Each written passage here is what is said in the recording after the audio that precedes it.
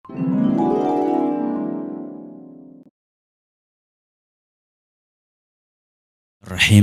Assalamualaikum warahmatullahi wabarakatuh.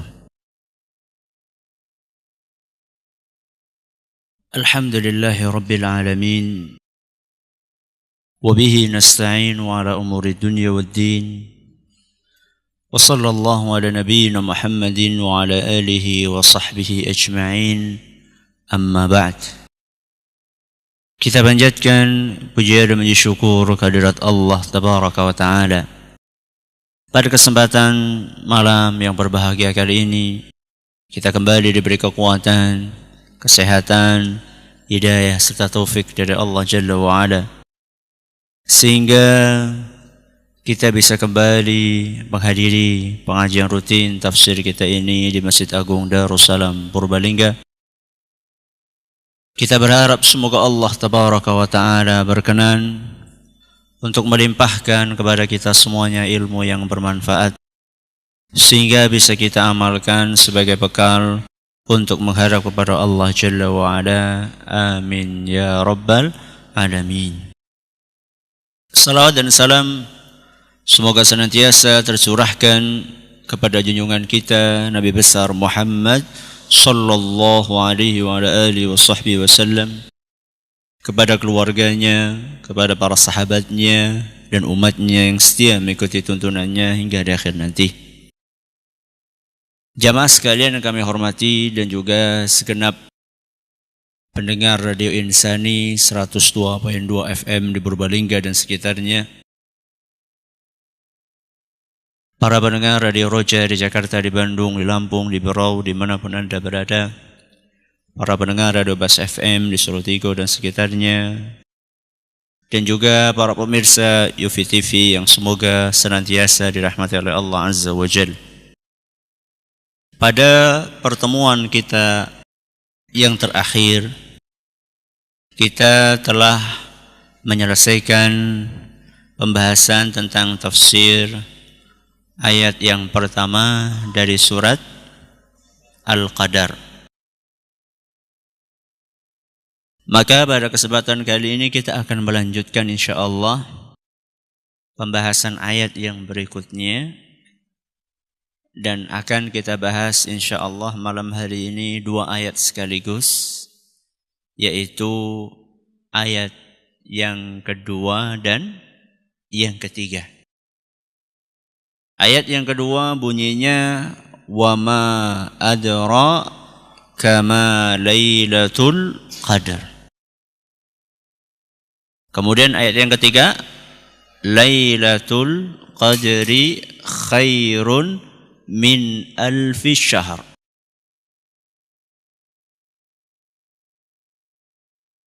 Yang pertama, wa ma adraka ma lailatul qadar.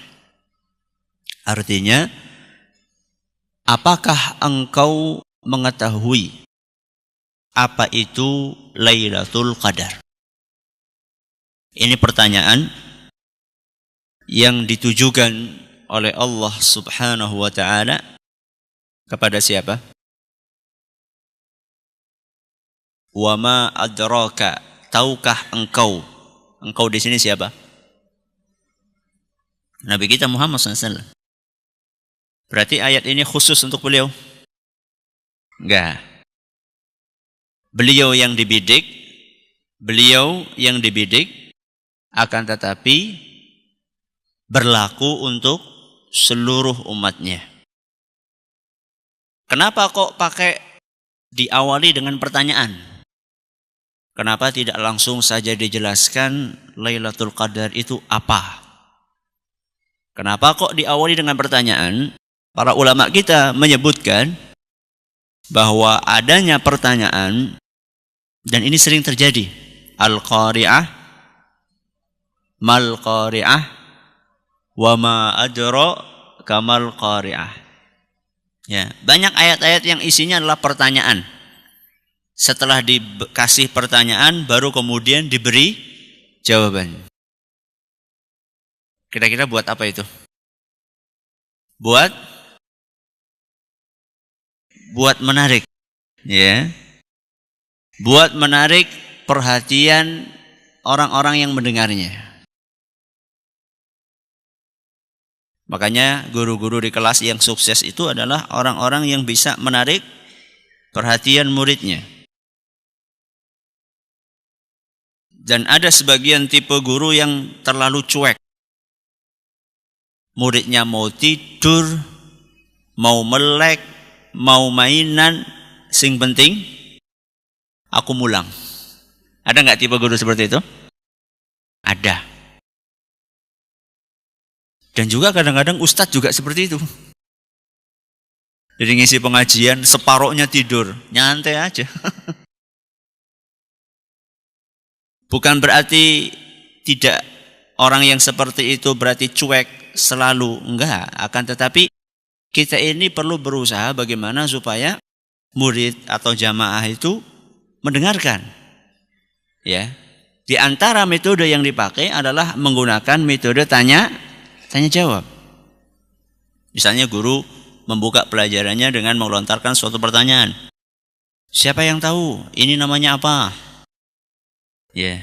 Siapa yang tahu ini namanya apa? Misalnya bawa alat baru gitu loh.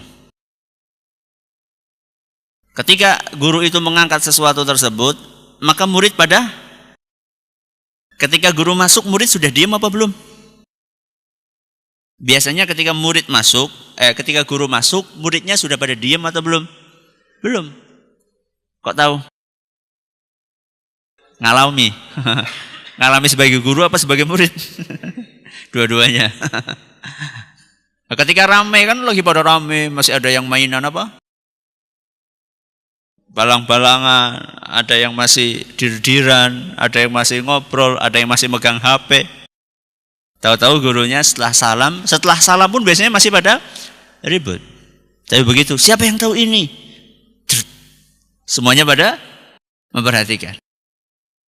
Misalnya barang aneh. Setelah mereka memperhatikan, baru disampaikan jawaban. Dan ini biasanya akan lebih melekat. Akan lebih melekat di otak. Karena ketika guru menyampaikan ilmu, perhatiannya sudah terpusat. Ini salah satu manfaatnya ada tanya jawab. Manfaat yang lainnya, sebagian ulama, adalah untuk menunjukkan bahwa apa yang akan disampaikan itu sesuatu yang besar. Sesuatu yang penting. Sesuatu yang urgen. Makanya diawali dengan pertanyaan. Coba perhatikan. Al-Qari'ah Qari'ah wa ma adraka mal Qari'ah. Ini akan menjelaskan sesuatu yang besar. Al-Qari'ah apa itu? Hari kiamat. Besar apa enggak? Besar. Ya. Perhatikan pertanyaan-pertanyaan dalam Al-Qur'an itu rata-rata adalah mempertanyakan sesuatu yang besar, yang penting, yang urgen. Di antaranya ini, wa ma adraka ma Lailatul Qadar. Tahu enggak kamu apa itu Lailatul Qadar? Selain untuk menarik perhatian, juga ingin memberikan isyarat pesan bahwa apa yang akan dijelaskan sesuatu yang besar, sesuatu yang serius, sesuatu yang penting, sesuatu yang memiliki keistimewaan. Maka kemudian setelah ayat yang kedua ini, Allah Subhanahu wa ta'ala langsung menjelaskan sesudahnya apa itu Lailatul Qadar. Allah berfirman, Lailatul Qadri khairun min alfi syahr. Allah Subhanahu wa ta'ala berfirman, Lailatul Qadar lebih utama dibandingkan 1000 bulan. Sebelum kita jelaskan apa maksud dari lebih utama di sini, kita akan menghitung 1000 bulan itu berapa tahun? 83 tahun lewat berapa bulan? Lewat 4 bulan. Ya. Jadi kurang lebihnya ayat ini mengatakan bahwa Lailatul Qadar itu lebih istimewa dibandingkan 83 tahun 4 bulan. Apa maksudnya? Lebih istimewa apanya? Ya. Apakah lamanya, durasinya, atau apanya yang lebih istimewa? Para ulama kita memiliki beberapa pendapat, akan tapi pendapat yang di antara pendapat yang paling kuat adalah apa yang dipilih oleh Imam At-Tabari, imamnya para ahli tafsir, dan diikuti oleh Imam Ibnu Katsir rahimahumullah, yang mengatakan bahwa yang dimaksud dengan keutamaan di sini keutamaan pahala amalan di malam itu.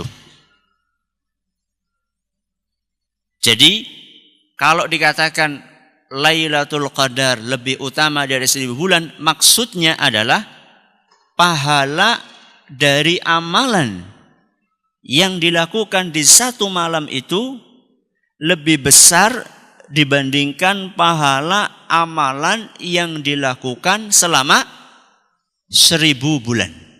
Itu maksudnya. Bisa dipahami? Ya, saya ulangi. Arti dari Lailatul Qadri khairun min alfi syahr adalah bahwa pahala amalan yang dilakukan di malam itu, malam apa?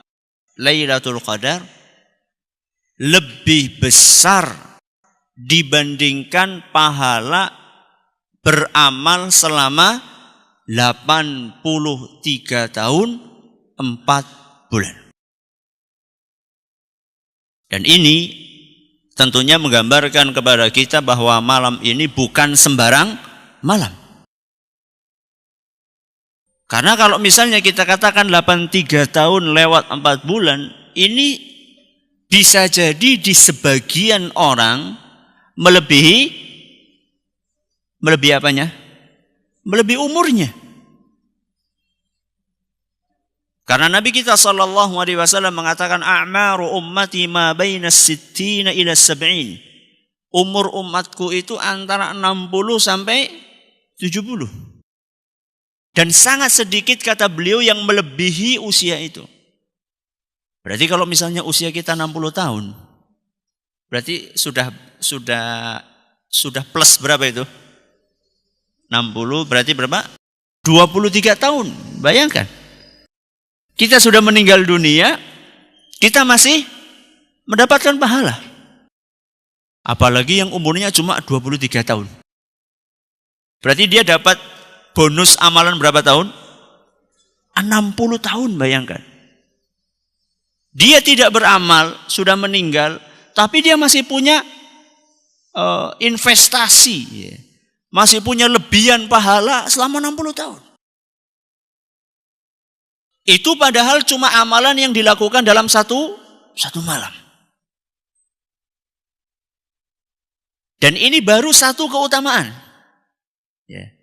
Makanya kemarin kita sudah jelaskan bahwa Lailatul Qadar itu ada berapa penafsiran? 2. Yang pertama qadar artinya takdir, yang kedua qadar artinya kemuliaan, keistimewaan. Jadi Lailatul Qadar itu bisa berarti malam takdir atau malam keistimewaan.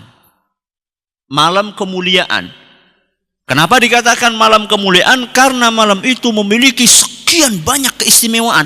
Salah satunya bahwa Lailatul Qadar itu pahala yang dilakukan di dalamnya, pahala yang didapatkan di dalamnya akan melebihi pahala orang yang beramal 83 tahun 4 bulan. Kira-kira satu keistimewaan ini cukup nggak untuk memotivasi kita? Seharusnya cukup. Seharusnya cukup. Akan tetapi kenyataannya gimana? Nah, pada malam-malam itu ramai banget apa enggak? Masjid-masjid gimana? Sepi apa? Pol apanya? Pol sepinya atau pol ramainya? Rumah-rumah, ya. Pada malam-malam itu, apakah rumah-rumah itu pada semangat dalam arti orang-orangnya pada bangun untuk sholat malam, atau justru kalah ramainya ketika ada pertandingan sepak bola? Sampai bela-belain ada nobar. Apa nobar? Nonton bareng, ya. Ada yang nonton barengnya di taman, ada yang nonton barengnya di kafe, ya. Subhanallah. Ya. Malam itu adalah malam yang memiliki begitu banyak keistimewaan. Salah satunya adalah tadi. Dan masih ada keistimewaan yang lainnya. Ya. Di antaranya malam itu Allah menurunkan Al-Quran. Di malam itu para malaikat pada turun. Ya.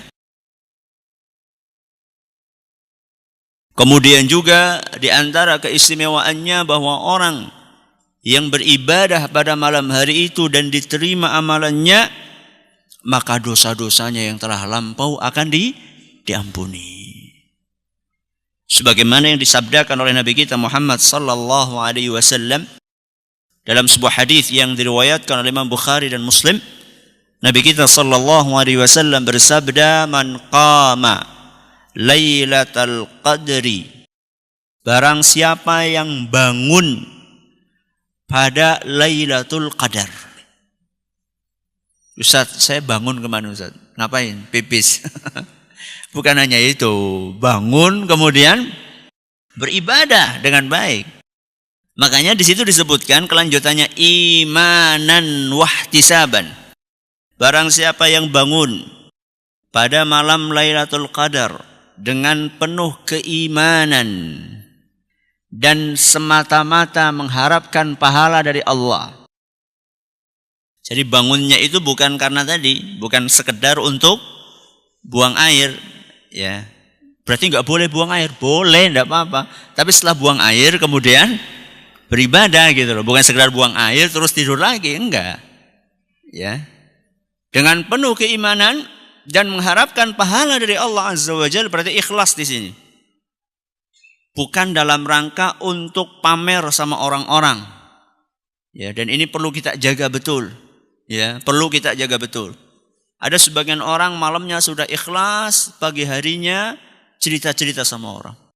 Jon, arif banget nyong loh. Gue liat Lailatul Qadar ya. Padahal nonton. Ya, hati-hati. Ya, makanya di situ Nabi SAW memberikan batasan, ya, imanan wahtisaban. Bangun malam hari itu karena karena dorongan keimanan dan harapan ingin mendapatkan pahala dari Allah. Apa ganjarannya? Ghufira lahu ma taqaddama min dzambi. Akan diampuni dosa-dosanya yang telah lampau. Dan inilah salah satu peluang emas untuk membersihkan diri. Dan tidak ada di sini termasuk yang ngomong suci dari dosa, enggak ada. Masing-masing dari kita berlumuran dosa. Maka kita berdoa kepada Allah Subhanahu wa taala, semoga Allah masih berkenan untuk mengizinkan kita punya nyawa sampai malam Lailatul Qadar minimal. Syukur-syukur bisa lebih di dalam ketaatan. Akan tetapi ketemu saja belum cukup. Ya. Karena ada banyak orang yang ketemu dengan malam-malam itu, akan tetapi dia tidak sukses di dalam memanfaatkannya, dan itu banyak. Ya. Dan orang-orang yang seperti itu adalah orang-orang yang rugi serugi-ruginya. Jadi kalau sampai ada orang melewati malam Lailatul Qadar, menangi malam Lailatul Qadar, kok dia tidak berhasil untuk meraih keistimewaan yang ada di dalamnya, entah karena dia bablas tidur sampai pagi, atau dia melek tapi main gaple, ya, bukan sekedar melek, atau dia melek beribadah akan tetapi dia riya dan seterusnya, rugi. Sebagaimana yang dijelaskan oleh Nabi kita Muhammad SAW dalam sebuah hadis yang diriwayatkan oleh Imam Ahmad dan dinyatakan sahih oleh Syekh Al-Albani, kata Nabi SAW, fihi lailatun khairun min alfi syahr. Di dalam bulan Ramadan ada suatu malam yang lebih istimewa dari 1000 bulan. Kemudian beliau mengatakan, man hurima khairaha faqad hurim. Barang siapa yang terhalang untuk mendapatkan kemuliaan yang ada di malam hari itu, sungguh dia telah terhalang dari kebaikan. Jadi seakan-akan orang itu enggak punya kebaikan. Kenapa Ustaz? Karena sudah dikasih kesempatan yang sedemikian rupa, kok tidak dimanfaatkan? Itu kan tidak terulang. Artinya tidak setiap hari ada. Itu hanya setahun sekali. Oleh Allah Subhanahu wa ta'ala kita sudah dikasih usia sampai ke sana. Sudah dikasih peluang untuk mendapatkannya. Akan tetapi kita malah melalaikan dan mengabaikannya.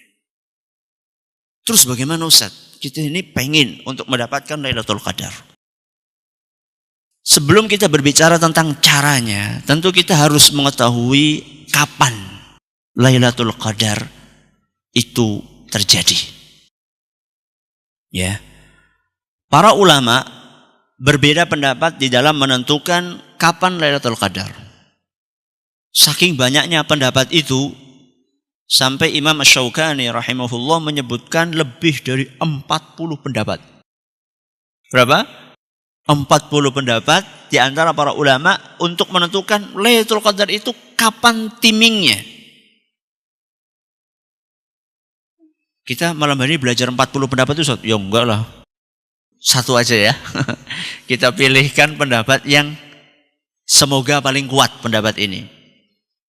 Yang paling kuat karena berlandaskan perpaduan antara dalil-dalil yang ada yang sahih. Mayoritas ulama, sebagaimana dinukil oleh Imam Al-Baghawi, mengatakan bahwa Lailatul Qadar itu tidak lepas dari 10 malam terakhir di bulan Ramadan. Karena ada sebagian orang berpendapat di luar Ramadan. Ya, ada yang berpendapat juga di awal Ramadan, di pertengahan. Tapi mayoritas ulama, ya, kebanyakan ulama mereka berpendapat bahwa Lailatul Qadar itu ada di 10 malam terakhir bulan Ramadan. Apa dalil mereka? Sabda Nabi SAW dalam sebuah hadis yang diriwayatkan oleh Imam Bukhari dan Muslim, di mana Nabi kita SAW bersabda, "Taharraw Lailatul Qadri fil 'ashril awakhir min Ramadan." Nabi SAW mengatakan, carilah Lailatul Qadar di 10 malam terakhir bulan Ramadan. 10 malam terakhir bulan Ramadan. Berarti mulai malam berapa? Malam 21. Ya, itu mulai 10 malam terakhir. Sampai malam berapa? Malam 30 atau malam 29? Enggak ada malam 31. Ya, di dalam bulan Hijriyah itu hanya mengenal 30 hari atau 29 hari. Makanya kalau ada orang puasa sampai 31 hari, gue keliru gue. Ya, hanya 30 atau 29. Kemudian ini hadis riwayat Bukhari dan Muslim. Kemudian Nabi kita SAW lebih mengerucutkan lagi. Dari 10 malam terakhir itu, malam-malam yang apa? Beliau mengatakan malam-malam yang ganjil. Ya. Sebagaimana yang disebutkan dalam hadis riwayat Bukhari, Nabi kita SAW mengatakan, taharraw Lailatul Qadri fil witri minal 'ashril awakhir min Ramadan. Nabi SAW bersabda, carilah Lailatul Qadar di malam-malam ganjil dari 10 malam terakhir bulan Ramadan. Berarti kalau malam ganjil bisa kita persempit lagi, ada berapa malam ganjil? Dihitung aja. Malam 21, terus malam 23, malam 25, malam 27, malam 29. Berapa? 5. Bisa nggak 5 malam itu hidup? Bangun bisa nggak? Ya tergantung bangunnya apa tadi Ustaz. Ya. Terus dari 5 malam ini yang mana Ustaz? Ya. Ini sebagian orang terus ngejar ya. Sudah dikasih 10. Udah dikasih 10 malam terakhir itu kan sudah lumayan itu. Dari 300 sekian hari sudah disempitkan nih loh, cuma 10 malam. Masih minta lagi. Enggak Ustaz, yang lebih spesifik lagi. Yang ganjil. Udah dikasih ganjil masih minta lagi. Yang ganjil yang mana nih Ustaz? Nah. Yang mana kira-kira? Ada yang mengatakan 27, ada yang mengatakan 21 dan seterusnya. Subhanallah, dalam beberapa riwayat kejadian di zaman Nabi SAW, karena Nabi kita SAW menjumpai Ramadan berapa kali gitu loh. Jadi pernah pada zaman Nabi SAW, Lailatul Qadar itu jatuh pada malam 21. Itu pernah. Ya. Itu disebutkan dalam hadis riwayat Bukhari dan Muslim. Suatu hari di bulan Ramadan, ya. Di pagi hari, ya, tanggal 21, beliau SAW mengatakan, Inni uritu Lailatul Qadri. Nabi SAW mengatakan semalam Lailatul Qadar. Berarti malam berapa? 21. Tapi di tahun yang lainnya, pernah jatuh pula pada malam 27. Pada malam 27. Sebagaimana dalam hadis riwayat Muslim dari Ubay ibnu Ka'ab.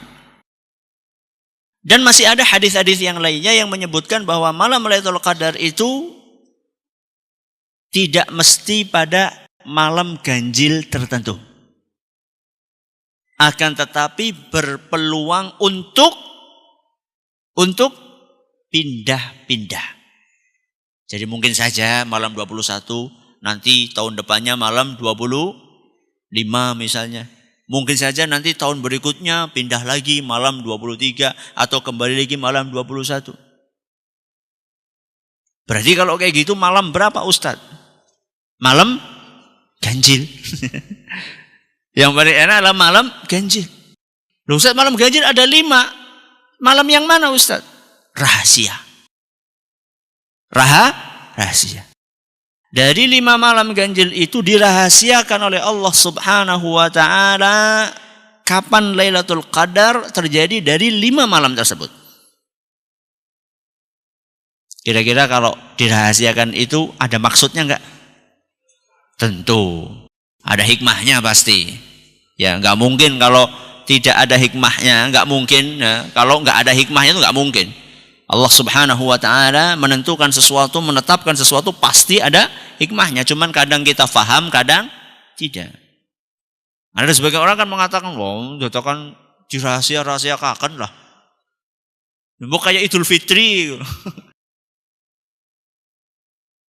Rahasianya apa? Apa hikmahnya apa? Kenapa kok dirahasiakan? Sebagian ulama kita menjelaskan ada 2 hikmahnya. Minimal ada berapa? Ada 2. Yang pertama, supaya amal kita lebih banyak. Supaya amal kita lebih banyak. Kok bisa demikian? Kok bisa demikian? Karena mau tidak mau kita akan berusaha untuk menghidupkan seluruh malam tadi. Coba saya tanya. Kalau seandainya ada kepastian seperti Idul Fitri. Idul Fitri akan jatuh tahun ini pada tanggal 1 Syawal. Iya toh? Ya iyalah. Masa 2 Syawal ya enggak ada. Itu kan pasti. Nah, seandainya nih, andaikan nih. Malam Lailatul Qadar setiap tahun pasti jatuh pada tanggal malam 21. Sudah? Kira-kira malam 21 ramai enggak? Tapi, ada tapinya. Malam 23, 25, 27, 29. Ramai enggak? Wis oleh hikih. Nah, gitu kan? Kalau kayak gitu kira-kira yang rugi siapa? Yang rugi siapa? Kita. Yang rugi kita. Kenapa Ustaz rugi? Karena amal kita cuma 1 malam. Ketika dirahasiakan itu, mau tidak mau, kita akan terpacu untuk menghidupkan seluruh malam-malam tadi. Bahkan ada sebagian ulama yang mereka bukan hanya menghidupkan malam ganjil, sampai malam-malam yang genap pun mereka hidupkan. Dan itu dilakukan oleh Nabi kita Muhammad SAW. Mungkin di antara hikmahnya adalah awal Ramadan jenengan sama awal Ramadan orang lain kadang-kadang beda. Ini malam ganjil menurut jenengan, tapi menurut yang temannya malam genap. Yang mana kalau gitu? Daripada kita habis dalam polemik, ini malam ganjil, enggak malam genap. Mendingan semua malam itu kita hidupkan. Ya. Makanya kalau bisa, kalau sudah masuk 10 hari terakhir, kita off-kan dari aktivitas yang membuat fisik ini capek. Ustaz, justru hari-hari itu orang lagi banyak nyari baju, Ustaz. Saya jualan baju gimana, Ustaz? Masya Allah, inilah tantangannya. Inilah ujiannya. Loh, nanti kalau saya nggak jualan, Ustaz, nanti saya nggak bisa, orang bisa badal, Ustaz. Anak-anak beli baju gimana? Ujian. Inilah ujian dari Allah Subhanahu wa Ta'ala. Ya kerja, tapi jangan terlalu apa? Capek lah, jangan terlalu forsir.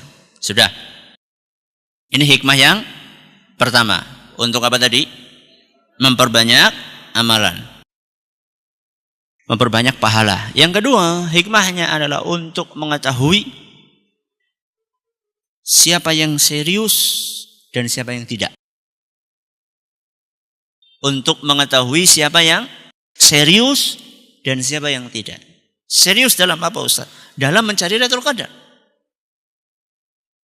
Kalau ditentukan katakanlah malam 27 Lailatul Qadar.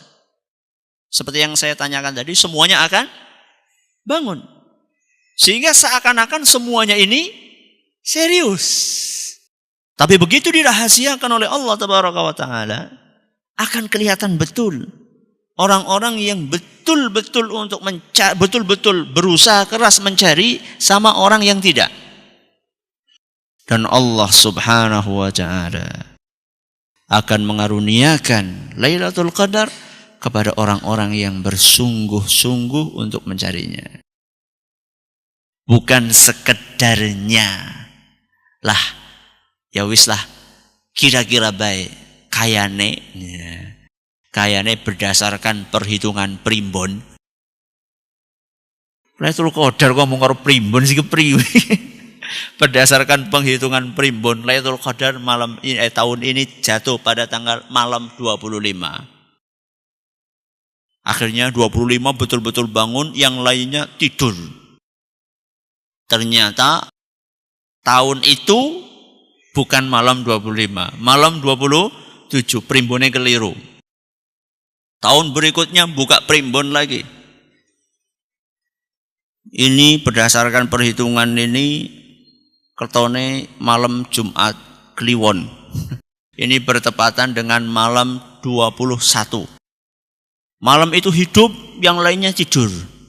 Ternyata bukan malam 21, malam 25 misalnya. Setiap tahun seperti itu, 40 tahun dia hidup pada malam yang dia prediksikan Lailatul Qadar, ternyata tidak pernah mendapatkannya, meleset terus. Ini karena tidak serius. Karena tidak serius. Kalau serius, menghidupkan semuanya semaksimal mungkin. Apa yang dilakukan pada malam hari itu? Nah, berarti kesimpulannya Lailatul Qadar itu apa? Di salah satu di antara malam-malam yang ganjil di 10 hari terakhir bulan Ramadan. Terus apa yang kita lakukan? Kiatnya apa? Supaya kita bisa mendapatkan. Kita contoh Nabi kita Muhammad SAW. Bagaimana Nabi SAW berusaha, upaya beliau untuk mendapatkan Lailatul Qadar. Disebutkan oleh Aisyah radhiyallahu anha dalam sebuah hadis yang diriwayatkan oleh Imam Bukhari dan Muslim. Nabi kita SAW bersabda, Aisyah radhiyallahu anha berkata, kana Nabi sallallahu alaihi wasallam, adalah Rasulullah sallallahu alaihi wasallam, idza dakhala al-ashra, seandainya memasuki 10 hari terakhir. Lihat, Nabi SAW pokoknya kalau sudah masuk 10 sudah. Apa yang beliau lakukan? Syadda mi'zarahu. 1, mengencangkan ikat pinggang. Nanti kita akan jelaskan apa maksudnya. Yang kedua, wa ahya lailahu, dan menghidupkan malam. Yang ketiga, wa aikaza ahlahu, membangunkan keluarganya. Berapa poin? 3. Yang pertama, mengencangkan ikat pinggang. Apa maksudnya? Seorang tabi'in, saya lupa namanya, menafsirkan mengencangkan ikat pinggang itu maksudnya lah menghindari hubungan suami istri. Jadi kalau sudah masuk 10 hari terakhir, Nabi SAW menjauhi hubungan biologis dengan istrinya. Apakah haram? Bukan haram.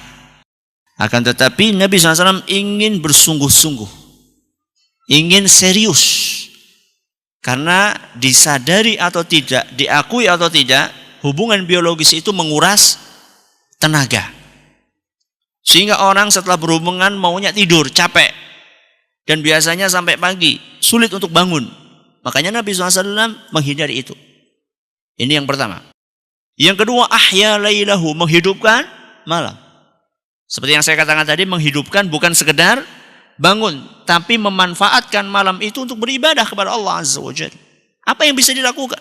Salat, i'tikaf, ya salat, baca Quran, zikir, baca doa. Di antara doa yang sangat dianjurkan adalah Allahumma innaka afuwun tuhibbul afwa fa'fu anni. Ini dalam hadis riwayat Tirmidzi. Ya, dalam hadis riwayat Tirmidzi dinyatakan hasan sahih oleh beliau. Ini termasuk yang harus atau sebaik dianjurkan untuk diperbanyak.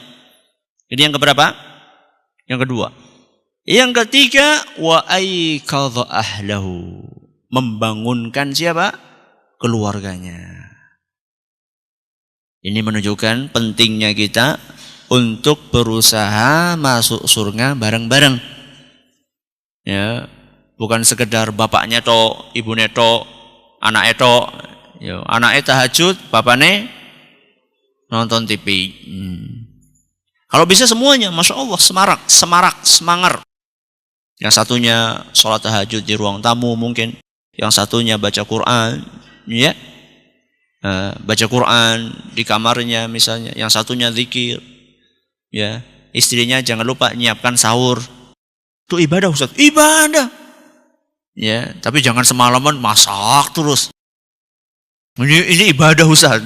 Ya enggak, jangan gitulah ya. Kalau bisa malah dari malam itu sudah dipersiapkan, pagi harinya tinggal apa? Tinggal manasin saja. Masya Allah itu. Ya. Ini 3 hal yang diajarkan oleh Nabi kita Muhammad sallallahu alaihi wasallam. Dan Nabi kita SAW masalah menghidupkan malam itu, kalau sudah masuk 10 hari terakhir, beliau sama sekali tidak tidur. Berbeda dengan tanggal 1 sampai tanggal 20. Kalau tanggal 1 sampai tanggal 20, Nabi SAW masih menggabungkan antara tidur sama bangun malam. Jadi awal tidur, nanti bangun. Tapi kalau sudah masuk 10 hari terakhir, mulai ba'da isya sampai subuh, Nabi kita SAW tidak tidur. Demi untuk mencari Lailatul Qadar. Ustaz kita ini yang kerja-kerja di kantor ini piye Ustaz? Liburnya baru tanggal berapa itu biasanya?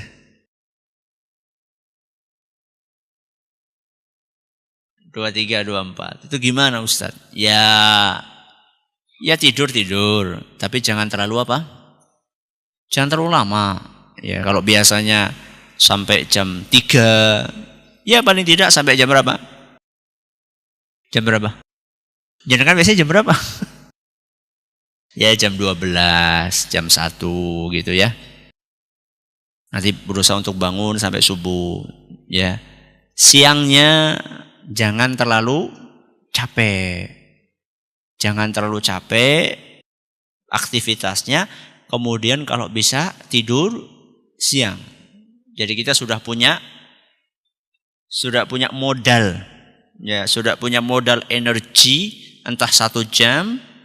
Kemudian malam harinya kita tidur lagi gasik, ya. Ba'da isya tidak ada ngobrol, ya. Tarawih enggak apa-apa, ya. Tidak ada ngobrol, tidak ada apalagi nonton TV. Kok sempat-sempatnya malam Lailatul Qadar nonton TV gue, ya Allah. Sinetron Ustaz, astagfirullah. Ya, sudah mati. Ya. Hidup-hidup latihan, syukur-syukur seterusnya. Hidup-hidup latihan, ya, matikan sudah. Sekarang waktunya kita beribadah kepada Allah Azza wa Jalla. Ini caranya. Tanda-tandanya apa Ustaz? Ada beberapa hadis yang menyebutkan hal itu, di antaranya dalam hadis riwayat Ibnu Khuzaimah nyatakan Sahih Syekh Al-Albani, lailatun talqatun la haratun wala baridatun. Malam hari itu Lailatul Qadar itu tidak terlalu panas cuacanya dan tidak terlalu dingin. Jadi sejuk malam harinya. Ya, kemudian indah, tenang malam hari itu. Jadi itu malamnya. Kalau paginya Nabi SAW mengatakan tusbihus syamsu yawmaha hamra dha'ifah. Di dalam riwayat Sahih Muslim bayda ala syu'a alaha. Intinya pagi harinya matahari akan terbit tapi tidak menyilaukan. Sinarnya itu tidak menyilaukan.